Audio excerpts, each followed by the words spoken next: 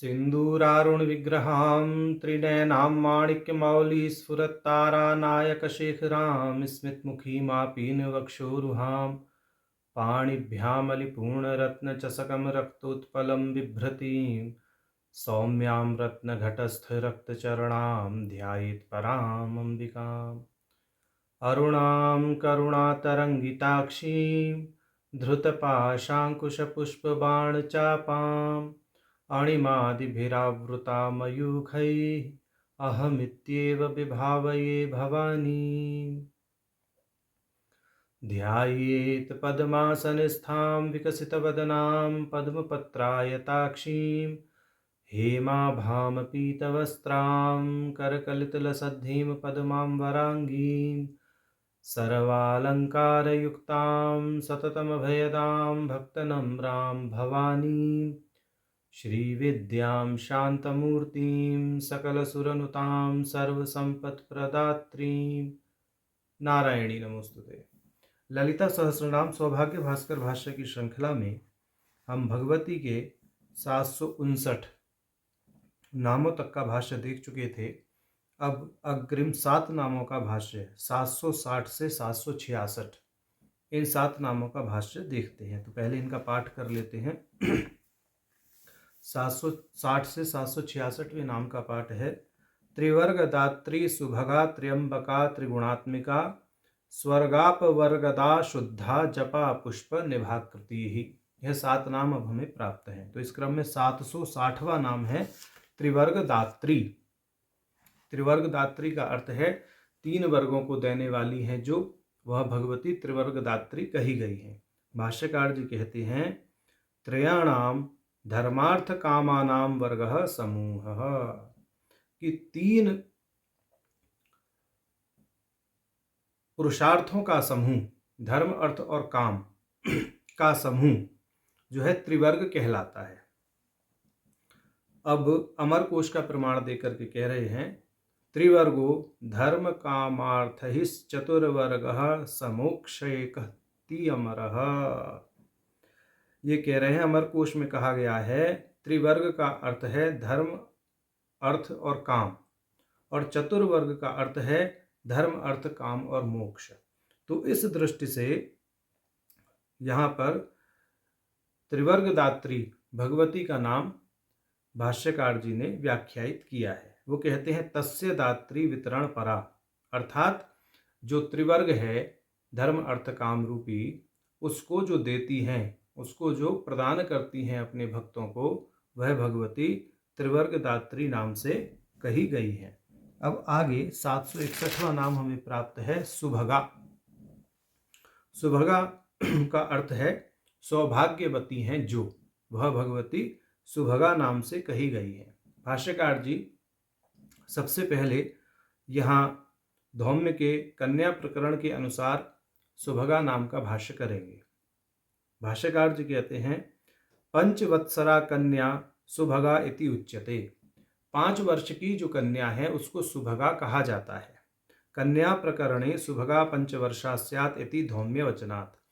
तो धौम्य ने कन्या प्रकरण में ऐसा कहा है कि 5 वर्ष की कन्या सुभगा कही जाती है। तो कहने का तात्पर्य यह है कि 5 वर्ष की जो कन्या है वह भगवती का ही स्वरूप है, और इस धरातल पर भगवती हमें 5 वर्ष की कन्या के रूप में यहाँ दर्शन के लिए प्राप्त है। और आगे भाष्यकार जी कहते हैं तद अभिन्ना, उस 5 वर्ष की कन्या से जो अभिन्न है वह भगवती सुभगा कही गई है। अब आगे भाष्यकार जी दूसरी दृष्टि से सुभगा नाम का भाष्य करते हुए कह रहे हैं यद्वा अथवा श्री काम महात्म्य वीर्य यत्न कीर्ति आदयो भगवद्वाच्याः शोभना यस्याम सा, कि श्री काम महात्म्य वीर्य यत्न कीर्ति यह जो पदार्थ हैं ये सभी भगपद से कहे जाते हैं, और यह सभी पदार्थ भगवती में उत्तम प्रकार से सुशोभित हैं, इसलिए भगवती को सुभगा कहा गया है। अब आगे कह रहे हैं भगम ऐश्वर्य महात्म्य ज्ञान वैराग्य योनिषु यशो वीर्य प्रयत्नेच्छा श्रीधर्मर विमुक्तुषी। इति विश्व। तो विश्व कोश का वचन यह है कि भग का अर्थ विश्व कोश में इस प्रकार बताया गया है: ऐश्वर्य, महात्म्य, ज्ञान, वैराग्य, यश, वीर्य, प्रयत्न, इच्छा, श्री, धर्म, सूर्य और मुक्ति। तो ये जो हैं भगवती के अंदर सुशोभित हैं, या यह सभी भगवती के अंदर प्रतिष्ठित हैं। इस दृष्टि से भगवती को सुभगा कहा गया है। अब नई दृष्टि से भाष्य करते हैं भाष्यकार, कहते हैं शोभनो भगः सूर्यो ययावा, जिससे सूर्य सुशोभित होता है। भग का अर्थ है सूर्य।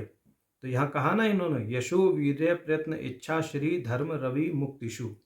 तो यहाँ पर जो रवि पद आया है सूर्य के लिए ही आया है विश्वकोश में।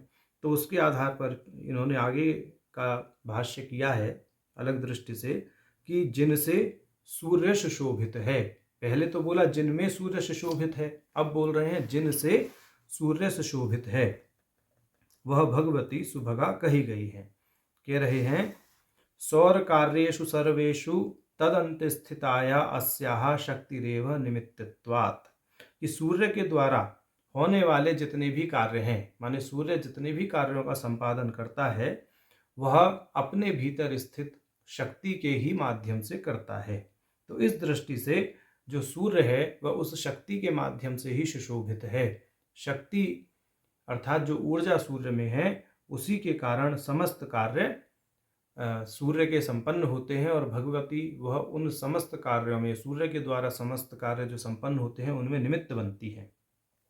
तदुक्तम विष्णु पुराणे द्वितीय अंशे, विष्णु पुराण के द्वितीय अंश में इस प्रकार कहा गया है सर्वा शक्ति परा विष्णुर ऋग यजु साम संगिता शेषात्रयी तपत्यम हो जगतश्च हिनस्तिस्या मासी मासी रविर्यत्र तत्र तत्र हि सा परा त्रयैमयी विष्णु शक्तिरवस्थानं करोति वै ऋचस्तपन्ति पूर्वहणे मध्याह्ने तु यजुंषि वै बृहद्रथन्तरादीनि सामान्यहनक्षये रवौ मूर्तिरेषा त्रयै विष्णु ऋगयजु श्याम संगिता विष्णु शक्तिरवस्थानं सदादित्ये करोति या न केवलं रवौ शक्तिर्वैष्णवी सा त्रयैमयी ब्रह्माथ पुरुषो रुद्रस्त्रयम् एतत्त्रयैमयं नोदेतानास्तमेताश्च कदाचिच्छक्तिरूपधृक् विष्णुर्विष्णुः पृथक् तस्य गणः सप्तमयोऽप्ययम् स्तम्भस्तर्पणस्येव योऽयमासन्नतां गतः छायादर्शन संयोगं स तं प्राप्नोत्थात्मनः एवं सा वैष्णवीर्शक्तिर्नेवापेति ततो द्विज मासानुमासं भास्वन्तमध्यास्ते तत्र संस्थितम् इति। तो यहाँ कह रहे हैं कि सूर्य की जो शक्ति है वही सूर्य को समर्थ करती है, और उसी के माध्यम से समस्त वेद आदि ब्रह्मा विष्णु महेश आदि सभी कार्यक्षम होते हैं। उसी के माध्यम से देवता ऋषि गंधर्व अप्सरा यक्ष सर्प राक्षस ये सभी क्या हैं, संचालित हैं। तो यह शक्ति ही सभी क्रियाओं का आधार बनकर प्रतिष्ठित है, ऐसा विष्णु पुराण के इस कथन का तात्पर्य है।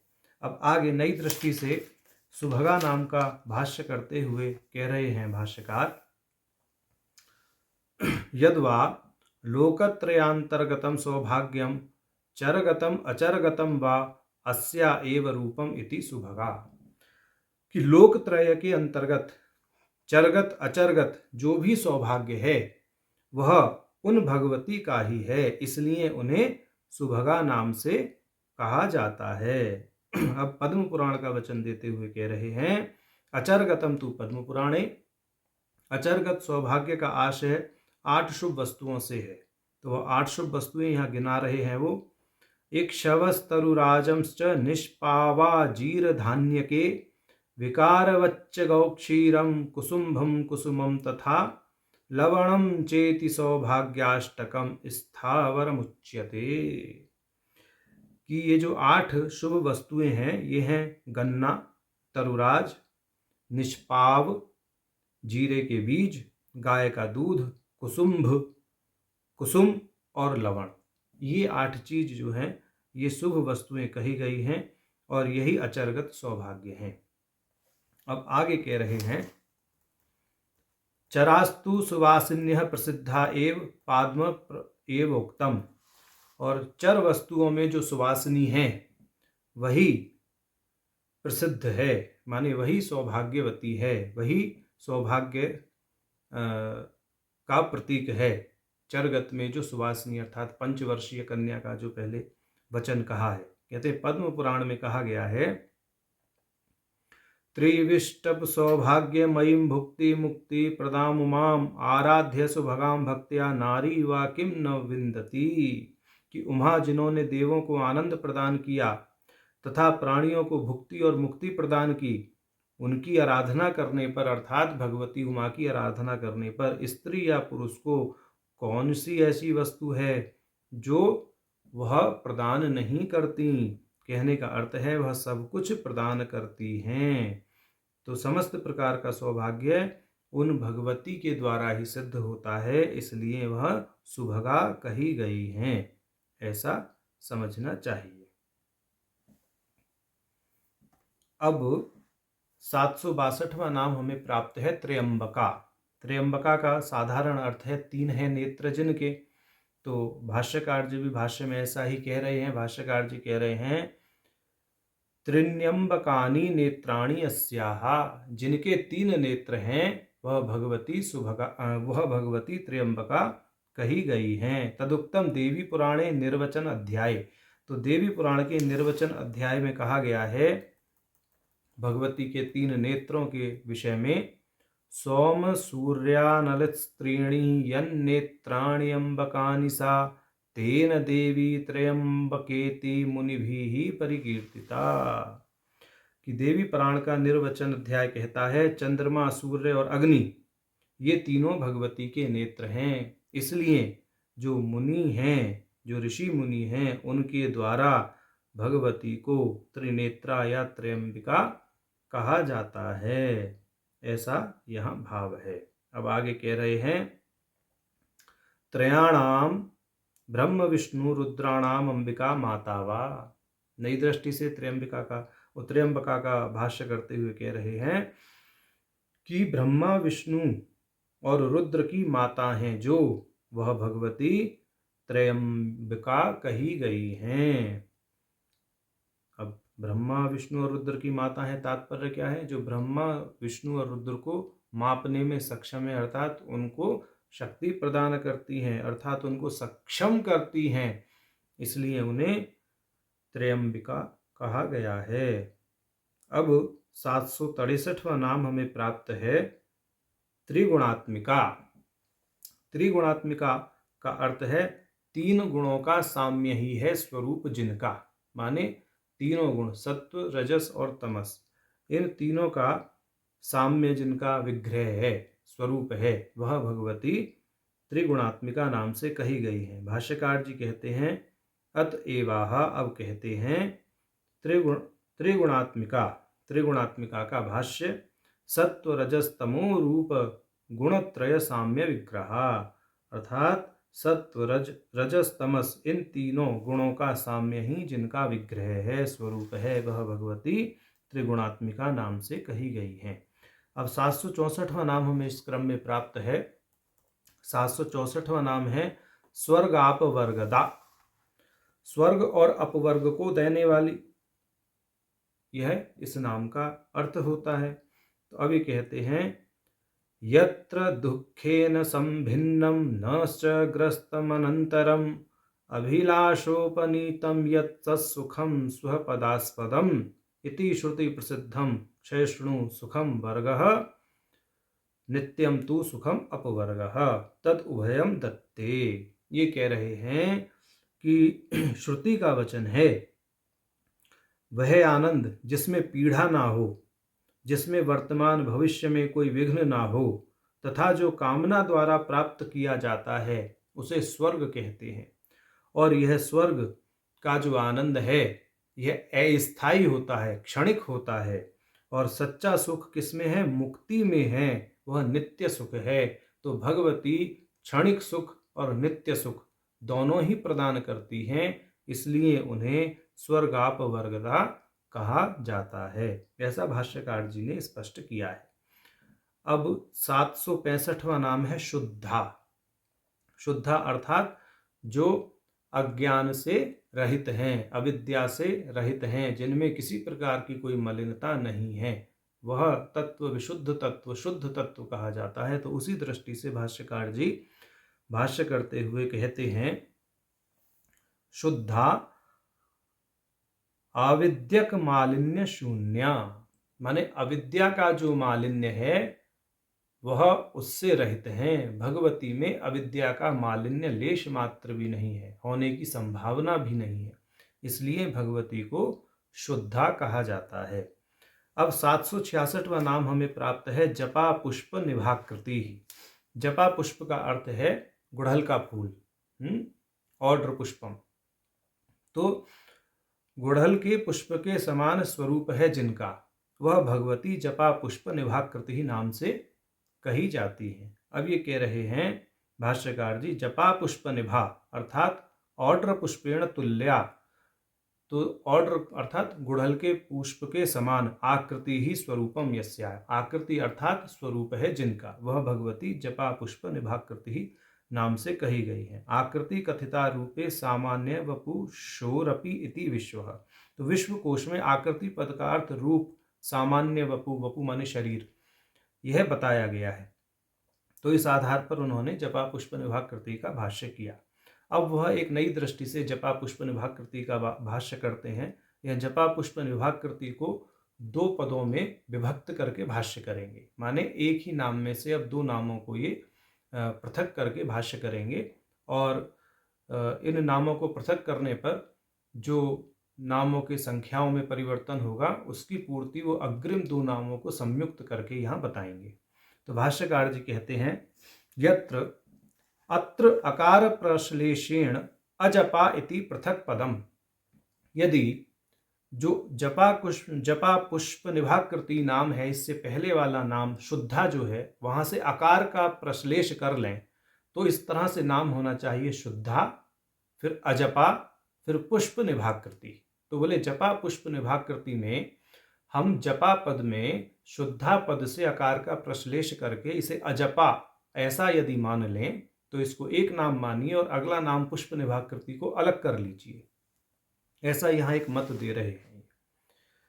कहते हैं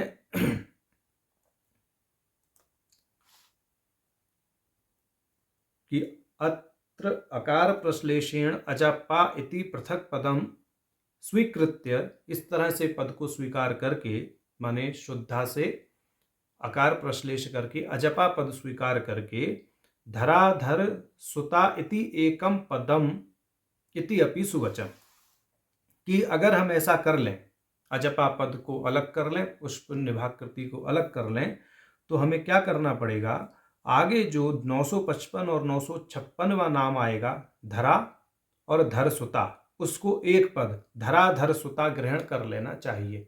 तो उससे जो सहस्र नाम है वह सहस्र ही बने रहेंगे ऐसा। परंतु हम व्यवहार में तो जपा पुष्प निभाकृति को ही एक नाम मान करके पूजन करते हैं, या भाष्यकार जी ने एक मत अपना यहाँ दिया है।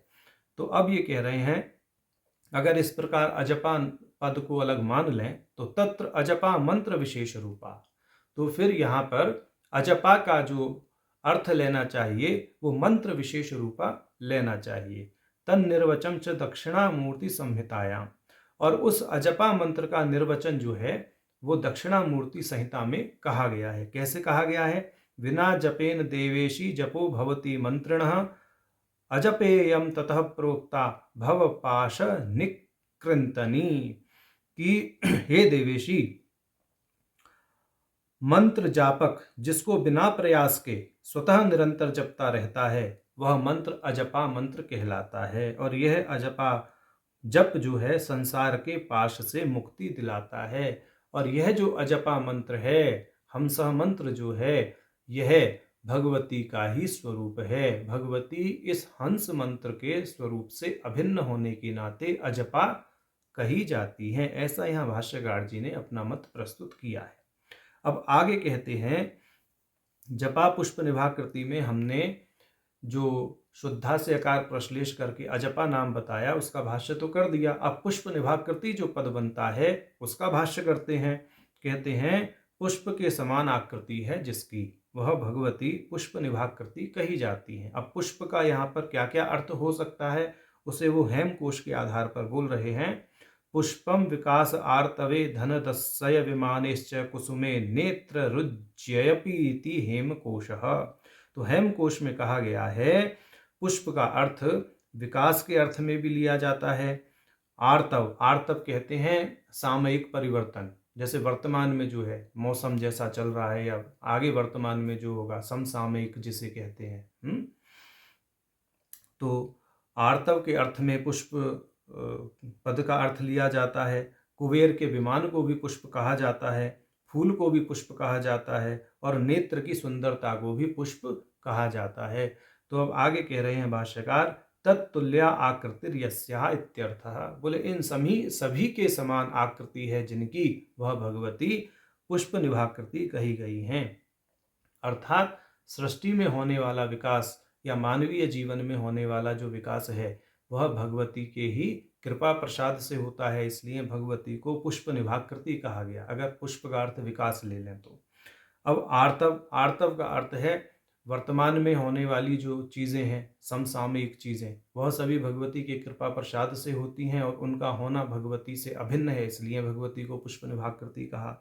कुबेर का विमान बहुत दिव्य विमान है, उसकी दिव्यता भगवती के ही कृपा प्रसाद से है, इसलिए भगवती को पुष्प निभाकृति कहा। फूल, समस्त पुष्प जो हैं वह भगवती का ही स्वरूप है, ऐसा समझते हुए यहाँ पर पुष्प को भी भगवती के ही समान मान रहे हैं और पुष्प निभाकृति भगवती का नाम सिद्ध होता है। और नेत्र की सुंदरता, हमारे नेत्र में जो ज्योति है जिससे हम समस्त विश्व का दर्शन करते हैं, वह ज्योति भगवती का ही स्वरूप है, क्योंकि नेत्र की सुंदरता ज्योति से ही है और वह ज्योति ही भगवती का स्वरूप होने के नाते यहाँ भगवती को पुष्प निभाकृति कहा गया। ऐसा यहाँ पर भाष्यकार जी ने अपना मत प्रस्तुत किया है। तो आज हमने 760 से 766 इन 7 नामों का भाष्य देखा। नारायण।